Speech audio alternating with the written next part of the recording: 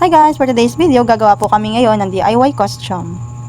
Headdress nga pala guys, ang una namin gagawin dyan, kaya naman nag-drawing na siya ng hugis araw. So ayan nga po yung place namin, sobrang kalat at talagang magulo at makalat. Kahit ganon, igora pa rin ang mga person. Hello! Siya nga pala, hindi na nga pala detailed itong video na to dahil nakagawa na nga po pala kami dito ng isang headdress para sa gagamitin ng aking mga Junakish para sa buwan ng wika. So ayan, maraming nga salamat nga pala sa aking partner in crime na bumuo ng headdress na to. Salamat! So eto nga pala guys, yung picture na pinagayahan namin sa ginagawa naming headdress. Salamat sa Shopee! Dito nga pala guys, sinukat ko na nga pala dyan yung headdress na natapos natin. So, titignan ko kung okay ba siya, kung okay ba siyang tignan, or kaya tatayo. So, ayan. So far, goods naman.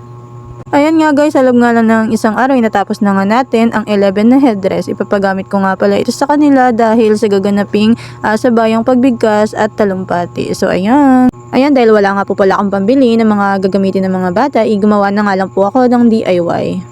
So yun nga, dito ko talaga na-realize na kapag nag-elementary teacher ka, wala ka nga talagang hindi kayang gawin para sa mga anak mo or sa mga estudyante mo. So yun.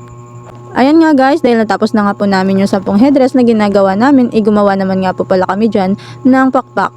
So ayan, dahil nga po hindi ganun kadali gawin ang pakpak na ito, sinukat-sukat muna namin ito para naman mapaganda yung ating angel wings. So ayan, antayin nyo na lang po yung result ng video na aming gagawin. Salamat! Eto nga guys, napaka-uti niya talagang gawin. Gawa nga na magugupit-gupit pa tayo mamaya ng kanang mga gagawin nating petals, bulaklak lang. Charot!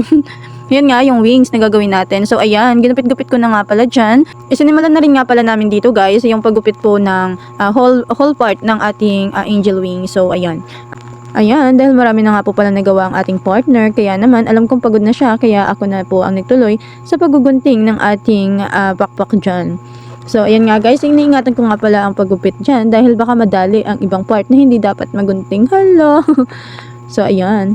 Ayan, sa paggawa nga natin ng costume na ito guys, inabot na nga po ako dito ng gabi. Kaya naman, sa susunod ko na lang po siguro ito gawin. Dito nga guys, umuwi na nga pala dito ang aking partner, igawa nga ng gabi na din. So ayan, ako na lang po ang nagunting-gunting nito mag-isa. At dahil nga po tayo ay busy at nagtuturo sa umaga, kaya naman baka matagal-tagalan pa bago matapos natin itong DIY costume na ginagawa natin. Kaya naman, samahan nyo na lang po ako sa susunod kong video sa resulta ng ating DIY costume na ito. So, ayun lang. Salamat!